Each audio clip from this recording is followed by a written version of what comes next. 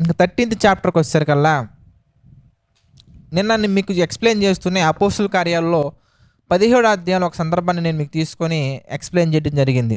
మరొకసారి మనం చూద్దాం. అపోస్తుల కార్యాలు 17వ అధ్యాయం మనం చూస్తే, అపోస్తుల కార్యాల్లో 17వ అధ్యాయం మనం చూద్దాం. అపోస్తుల కార్యాలు 17వ అధ్యాయంలో ఒక సందర్భాన్ని మనం జాగ్రత్తగా గమనించగలిగినట్లయితే కనుక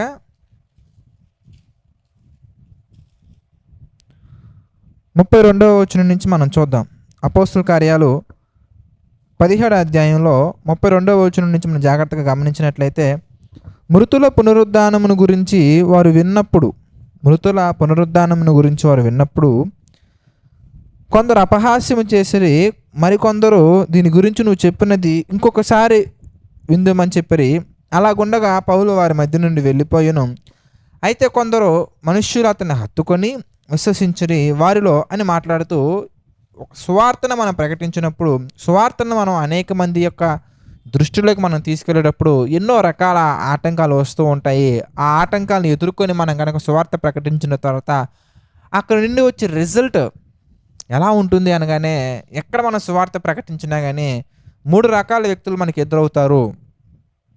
అందులో అపహాస్యం చేసేవారు ఉంటారు. తర్వాత వాక్యాన్ని విన్న తర్వాత విందాంలే అని చెప్పేవాళ్ళు ఉంటారు. తర్వాత హత్తుకునేవారు ఉంటారు.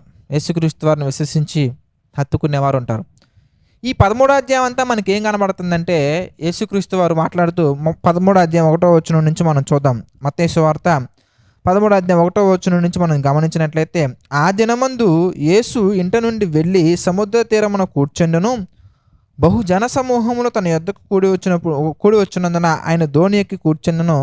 ఆ జనులందరూ ధరణి నిలిచి ఉండగా ఆయన వారిని చూచి చాలా సంగతులను ఉపమాన రీతిగా చెప్పెను. ఇక్కడ ఉపమాన రీతిగా యేసుక్రీస్తు వారు అనేకమైనటువంటి సందర్భాలు వివరించినట్టు మనం చూడవచ్చు. అనేకమైన సందర్భాల యొక్క ముఖ్యమైన సారాంశం ఏంటంటే, నిన్న మనం మాట్లాడుకున్న రీతిగా అపహాసించేవారు వేటిని పోలి ఉంటారు అంటే, సంఘం అనేది అభివృద్ధి చెందకముందు ఎలా ఉంటుంది, పరలోక రాజ్యం అన్నా దేవుని రాజ్యం అన్నా సంఘం అన్నా కూడా ఒకటే. ఈ సందర్భాన్ని నేను మీకు అనేక సందర్భాల్లో నేను మీకు ఇంతకుముందు ప్రసంగాల్లో ఎక్స్ప్లెయిన్ చేశాను. పరలోక రాజ్యం అనేది దేనిని పోలి ఉంటుంది? పరలోక రాజ్యంలో ఎవరెవరు ఉంటారు? పరలోక రాజ్యంలో అల్పులంటే ఎవరు? పరలోక రాజ్యంలో గొప్పవారంటే ఎవరు? పరలోక రాజ్యం అనేది దేన్ని పోలి ఉన్నది? వాక్యాన్ని వినే వాళ్ళ యొక్క స్థితిగతులు ఎలా ఉంటాయి? పరలోక రాజ్యంలో చెడ్డవాళ్ళు ఏర్పడే విధానం ఎలా ఉంటుంది? పరలోక రాజ్యానికి వెళ్ళే వాళ్ళు ఎలా ఉంటారు? పరలోక రాజ్యాన్ని అంగీకరించని వాళ్ళు ఎలా ఉంటారు? పరలోక రాజ్యం వేటితో పోల్చబడింది వంటి అనేకమైన విషయాలను ఆయన ఉపమాన రీతిగా, పరలోక రాజ్యం ఆవగింజను పోలి ఉన్నది, ప్రారంభంలో అది చిన్నగా కనిపించినప్పటికీ కొంతకాలమైన తర్వాత దాని మీద అనేక మంది ఆధారపడతారు. అలాగే వాక్యం అనేది విత్తబడిన తర్వాత రాతి నేలను విత్తబడినటువంటి వారు ఉంటారు. తర్వాత మంచి నేలను విత్తబడినటువంటి వారు ఉంటారు. ముళ్ళ కంపల్లో విత్తబడిన వారు ఉంటారు.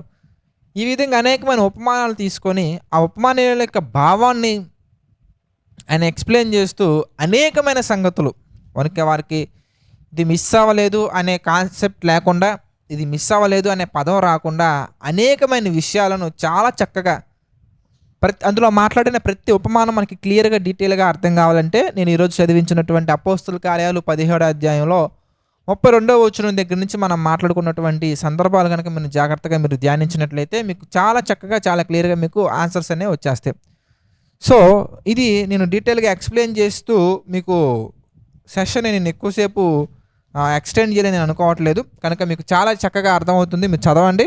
మీకు ఏమైనా సందేహాలు ఉన్నట్లయితే కనుక, ఈ యొక్క ఉపమానాల గురించి మీకు ఏదైనా సందేహాలు ఉన్నట్లయితే కనుక మీరు నన్ను అడగచ్చు. నేను చక్కగా మీకు రేపు సండే జరుగుతున్నటువంటి సెషన్లో నేను మీకు ఎక్స్ప్లెయిన్ చేస్తాను. చాలా సింపుల్గా చాలా చక్కగా అర్థమయ్యే విధంగా యేసుక్రీస్తు తెలియజేశారు. సో అనేకమైన సంగతులు మనం చాలా చక్కగా మనం చూసాం. ప్రీవియస్ అయినటువంటి సెక్షన్స్లో మనం చూసాం కనుక మీరు చక్కగా మీరు ధ్యానించండి, మీకు అర్థమవుతుంది. తర్వాత మనం 13వ అధ్యాయంలోనే 53వ వచనం నుంచి మనం జాగ్రత్తగా గమనించినట్లయితే కనుక 51 నుంచి మనం చూద్దాం. మత్తయి సువార్త 13వ అధ్యాయం 51 నుంచి మనం చూస్తే, వీటినన్నిటినీ మీరు గ్రహించితరా అని వారిని అడగగా వారు గ్రహించితమనిరి. ఆయన అందువలన పరలోక రాజ్యంలో శిష్యుడిగా చేరిన ప్రతి శాస్త్రి తన ధననిధిలో నుండి కొత్త పదార్థములను పాత పదార్థములను వెలుపులకు తెచ్చి ఇంటి యజమాని పోలినని వారితో చెప్పాను. 53వ వచనం మనం చూస్తే, యేసు ఈ ఉపమానములు చెప్పి చాలించిన తరువాత ఆయన అక్కడ నుండి వెళ్ళి స్వదేశమునకు వచ్చి సమాజ మందిరములో వారికి బోధించుచుండెను. అందువలన వారు ఆశ్చర్యపడి, ఈ జ్ఞానమును ఈ అద్భుతములను ఇతనికి ఎక్కడి నుండి వచ్చినవి? ఇతను వడ్లవాడి కుమారుడు కాడా? ఇతని తల్లి పేరు మరియ కాదా? యాకోబు, యోసేపు, సీమోను, యూదా అను వారు ఇతని సోదరులు కారా? ఇతని సోదరీమణులందరూ మనతోనే ఉన్నారు కారా? ఇతనికి ఈ కార్యములన్నీ ఎక్కడి నుండి వచ్చినవని చెప్పుకొని ఆయన విషయమై అభ్యంతరపడిరి. ఇక్కడ మరొక అద్భుతమైనటువంటి సంఘటన చోటు చేసుకున్నట్టుగా మనం గమనించవచ్చు. ఏంటి అద్భుతమైన సంఘటన అనగానే, my dear brothers and sisters, ఒక విషయం మనం గుర్తుంచుకోవాలి. చాలా మందిలో ఒక ప్రశ్న ఏర్పడుతూ ఉంటుంది. ఏంటంటే, నేను సువార్త ప్రకటిస్తే, నేను సువార్త చెప్తే అనేక మందిలో మార్పు వస్తుంది, కానీ మా ఇంట్లో వాళ్ళలో మాత్రం మార్పు రావట్లేదు అని మాట్లాడే కేటగిరీ వాళ్ళు కొంతమంది ఉంటారు. ఇంకొంతమంది ఎలా ఆలోచించే వాళ్ళు ఉంటారంటే, ఫస్ట్ మా ఇంట్లో వాళ్ళు మారితే నేను ప్రపంచానికి చెప్పగలను. మా ఇంట్లో వాళ్ళు దేవుని యొక్క వాక్యాన్ని అంగీకరించకుండా, మా ఇంట్లో వాళ్ళే సత్యాన్ని అంగీకరించకుండా, మా ఇంట్లో వాళ్ళ సత్యాన్ని అంగీకరించకుండా నేను సమాజానికి వెళ్ళి నేనేం చెప్పాలి అని మాట్లాడే వాళ్ళ కేటగిరీ రెండో కేటగిరీ మనకు కనబడుతుంటుందండి. ఇంక మూడో కేటగిరీ ఎలా ఉంటుందంటే, మా ఇంట్లో వాళ్ళని నేను మార్చుకోలేకపోతున్నాను, ఇంక బయటికి ఏం వెళ్తానులే అని ఆలోచించి ఇంట్లో వాళ్ళకు కూడా కనీసం సువార్త ప్రకటించలేని వారు కొంతమంది ఉంటారు. అయితే ఈ మూడు విషయాల్లో కామన్గా మనకు కనిపించే ఒక అద్భుతమైనటువంటి పాయింట్ ఏంటంటే, సువార్త ప్రకటించినప్పుడు యేసుక్రీస్తు వారి పైన మనం ఇంకా ఏ మనుషుని కూడా మనం చెప్పలేం. ఎందుకంటే అంత జ్ఞానం కలిగినటువంటి వ్యక్తిగా మనకి బైబిల్లో కనబడుతూ ఉంటారు. సొలొమోను కంటే గొప్పవాడు ఇక్కడ ఉన్నారు. అంటే ద గ్రేట్ నాలెడ్జ్, బుద్ధి జ్ఞానముల సర్వసంపదలు ఆయన యందు గుప్తములై ఉన్నవి. యేసుక్రీస్తు వారి శరీరాన్ని ధరించుకొని ఈ భూమి మీదకి వచ్చి కృపాసక్తి సంపూర్ణుడిగా మన మధ్య నివసించను. యేసుక్రీస్తు వారే సువార్త ప్రకటించినప్పుడు, యేసుక్రీస్తు వారే వాక్యం చెప్పినప్పుడు అంగీకరించినటువంటి బహుజన సమూహాలను మనం చూసాం. 13వ అధ్యాయం ప్రారంభంలో కానీ, లేదంటే 5వ అధ్యాయం ప్రారంభంలో కానీ, లేదంటే 4వ అధ్యాయం ఎండింగ్లో కానీ మనం గమనించాం. అనేక మంది సిరియా ప్రదేశంలో నుంచి మొత్తం చాలా ప్రదేశాల నుంచి యేసుక్రీస్తు అని చుట్టడానికి బహుజన సమూహంలో ఆయన యొద్దకు రాగా, ఆయన కూర్చుండి ఇలాగ బోధించను, ఆయన కూర్చుండి ఇలాగ చెప్పను, ఆయన కూర్చుండి ఇలాగ ఉపమాన రీతిగా బోధించనని మనం అనేకమైన సందర్భాలు మనం గమనించాం.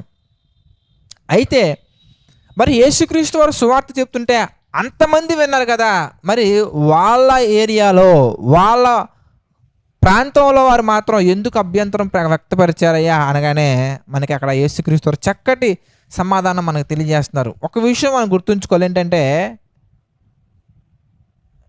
ఎప్పుడైనా కానీ సువార్త ప్రకటించే విషయంలో మనం ఒక మెయిన్ పాయింట్ గుర్తుంచుకోవాల్సిన పాయింట్ ఏంటంటే, మత్తయి సువార్త 13వ అధ్యాయం మనం చూస్తే 57వ వచనం మనం చూద్దాం. మత్తయి సువార్త 13వ అధ్యాయం 57వ వచనం మనం చూస్తే, అయితే యేసు ప్రవక్త తన దేశములోను తన ఇంటను తప్ప మరి ఎక్కడను ఘనహీనుడు కాడని వారితో చెప్పాను. వారి అవిశ్వాసమును బట్టి ఆయన అక్కడ అనేకమైన అద్భుతములు చేయలేదు. కనుక ప్రియులారా, ప్రవక్త వాళ్ళ ఇంట్లో తప్ప, వాళ్ళ ఏరియాలో తప్ప ఇంకెక్కడ కూడా ఘనహీనుడు కాడు. ఇది మనం బాగా గుర్తుంచుకోవాలి. ఎందుకంటే ఎంత జ్ఞానం నేర్చుకున్నా కానీ ఇంటి వారి హృదయం బాగాలేకపోతే, మనం ఉన్న ప్రాంతంలో వారి హృదయం వాక్యాన్ని అంగీకరించడానికి అనుకూలంగా లేకపోతే, అక్కడ తప్ప మనకి ఎక్కడా కూడా ఘనహీనులం కాలేమండి. అక్కడ ఉన్నంత ఘనహీనంగా, అక్కడ ఉన్న వాల్యూ తక్కువగా ఇంకెక్కడ మనం ఉండం. అంత తక్కువగా మనల్ని చూస్తారు.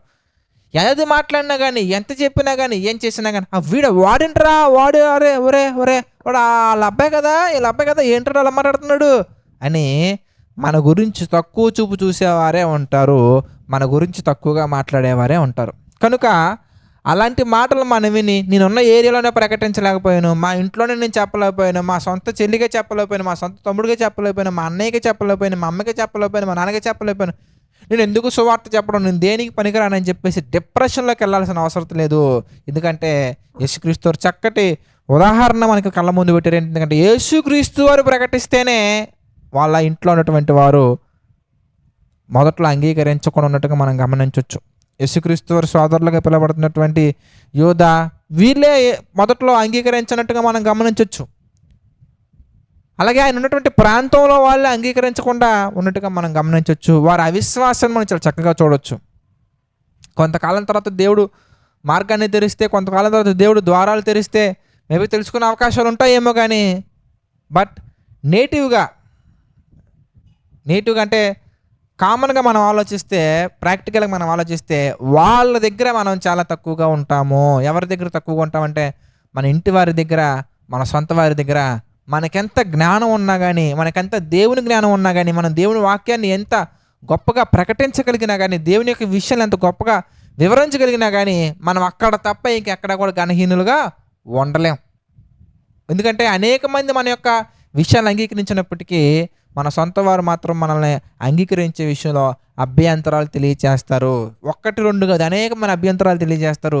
దాని అర్థం మనకి దేవుని వాక్యం తెలియదని కాదు ప్రియులారా.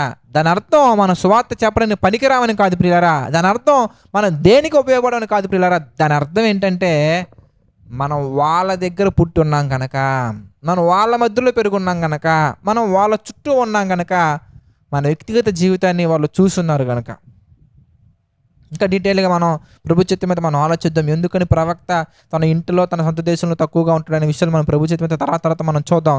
కనుక యేసుక్రీస్తు చెప్పిన స్టేట్మెంట్ ప్రకారంగా మరి మనం ఉన్నటువంటి ప్రాంతంలో ఎప్పుడు కూడా మనం తక్కువగానే చూస్తారు కనుక ప్రభు యొక్క వాక్యం చెప్పడానికి మనం అర్హులం కాదని మనం అక్కడ నిర్ణయం తీసుకోకూడదు. దేవుడు మనల్ని ఎన్నుకున్నారు, దేవుడు మనల్ని పిలుచుకున్నారు, దేవుడు మనకి చక్కగా తన యొక్క మర్మాలను తెలియజేశారు, తన యొక్క జ్ఞానాన్ని తెలియజేశారు కనుక మనం తన యొక్క వాక్యాన్ని అనేకమైనటువంటి ప్రాంతాలకు, అనేకమైనటువంటి దేశాలకు, ప్రపంచం అంతా కూడా చెప్పడానికి దేవుడు మనల్ని ఎన్నుకున్నారు, దేవుడు మనల్ని పిలుచుకున్నారు కనుక ఆయన యొక్క సన్నిధిలో మనం ఉంటూ ఆయన వాక్యాన్ని అనేకమైన ప్రాంతాలకు తెలియచేయవలసిన బాధ్యత మనందరి మీద ఉంది. కనుక ప్రియులారా, ఈ విషయాలు దృష్టిలో ఉంచుకోండి. కనుక ఈ విషయాలన్నీ మీకు అర్థమయ్యాయని నేను మనస్ఫూర్తిగా భావిస్తున్నాను. 13వ అధ్యాయం ఇంతటితో నేను ముగిస్తున్నాను. కనుక మీరు ఆలోచించండి, చదవండి, ధ్యానించండి. మీకు ఏమైనా ప్రశ్నలు ఉంటే కనుక మత్తయి సువార్త 1వ అధ్యాయం నుంచి 13వ అధ్యాయం వరకు మీకు ఎలాంటి ప్రశ్నలు ఉన్నా కానీ తప్పకుండా రేపు ఈవినింగ్ జరుగుతున్నటువంటి doubts session, question and answer సెషన్లో మీరు చక్కగా వచ్చి అడిగినట్లయితే కనుక మీ యొక్క ప్రతి ప్రశ్నకి సమాధానం రేపు కృపను బట్టి నేను తెలియజేస్తాను. ప్రార్థన చేసుకుందామండి. ప్రార్థన. దయగల తండ్రి, ప్రేమగల దేవ, పరిశుద్ధ, మహోన్నత, అనేకమైన విషయాలు మాకు తెలియజేశారు, మీ చిత్త ప్రకారం నడిపించారు తండ్రి. అందును బట్టి మహిమ, ఘనత, ప్రభావాలు మీకే చెల్లించుకుంటున్నాం దేవా. తండ్రి, ఆర్థిక, ఆరోగ్య, మానసిక పరిస్థితుల్లో ఉన్నటువంటి ప్రతి వ్యక్తిని మీరు జ్ఞాపకం చేసుకుని తండ్రి, ప్రతి వ్యక్తికి మీ కృప చూపించండి, నడిపించండి, సహాయించండి తండ్రి. మీ సన్నిధిలో మేము అందరూ కూడా మా తండ్రి వర్ధిల్లినట్లుగా, దీవించబడినట్లుగా, ఆశీర్వదించబడినట్లుగా సహాయించండి తండ్రి. ప్రభావ కృంగిన ప్రతి ఒక్కరి హృదయాన్ని మీరు జ్ఞాపకం చేసుకుని తండ్రి, వారి కృంగిన హృదయాన్ని మీరు లేవనెత్తండి, బలపరచండి, మీ కృపలో మా తండ్రి స్థిరపరచు, నిలబెట్టండి తండ్రి. మీ చిత్త ప్రకారం వాళ్ళు నడిపించిన దేవా. అదేవిధంగా తండ్రి, ఈ యొక్క పరిచర్య ద్వారా జరుగుతున్నటువంటి ప్రతి కార్యక్రమాన్ని మీరు జ్ఞాపకం చేసుకుని తండ్రి, దీవించండి, ఆశీర్వదించండి ప్రభా. ఈ పరిచర్యకు కొరతగా ఉన్న ప్రతి ఒక్క విషయాన్ని మా తండ్రి మీరు జ్ఞాపకం చేసుకోండి. మీ చిత్త ప్రకారంగా మా తండ్రి కొరతగా ఉన్న ప్రతి విషయాన్ని మా తండ్రి మీ చిత్త ప్రకారంగా తీర్చండి, నెరవేర్చండి, మాకు సహాయం చేయండి తండ్రి. అదేవిధంగా ప్రభా, ఈ యొక్క పరిచర్యలో ఆర్థికంగా సహకారంగా నిలబడుతున్న వారిని జ్ఞాపకం చేసుకోండి, ప్రార్థనాపరంగా సహకారంగా నిలబడుతున్నటువంటి వారిని జ్ఞాపకం చేసుకోండి, సేవకులుగా వచ్చినటువంటి వారిని జ్ఞాపకం చేసుకోండి. ప్రతి ఒక్కరిని మీరు దీవించండి, ఆశీర్వదించండి, విస్తరించండి, బలపరచండి తండ్రి. ప్రభా, నమ్మకంగా యథార్థంగా పరిచర్య చేస్తున్నటువంటి ఇంకా మిగిలిన అనేకమైన పరిచర్యలు కూడా మా తండ్రి జ్ఞాపకం చేసుకోండి. వారి యొక్క సేవకులను మీరు జ్ఞాపకం చేసుకోండి తండ్రి, పరిచర్యను జ్ఞాపకం చేసుకోండి. అదేవిధంగా తండ్రి కుటుంబాన్ని జ్ఞాపకం చేసుకోండి, దీవించండి, ఆశీర్వదించండి, మీ కృపలో స్థిరపరచండి, బలంగా వాడుకోండి తండ్రి. ప్రతిదీ మీ చిత్త ప్రకారం జరిగించమని వేడుకుంటూ సమస్త మహిమ, ఘనత, ప్రభావాలు మరొకసారి మీకే చెల్లించుకుంటూ మా ప్రభువును రక్షకుడైన యేసుక్రీస్తు వారి పేరిట ప్రార్థన అడిగి వేడుకొనుచున్నాము తండ్రి. ఆమెన్. అందరికీ వందనాలండి. God bless you all.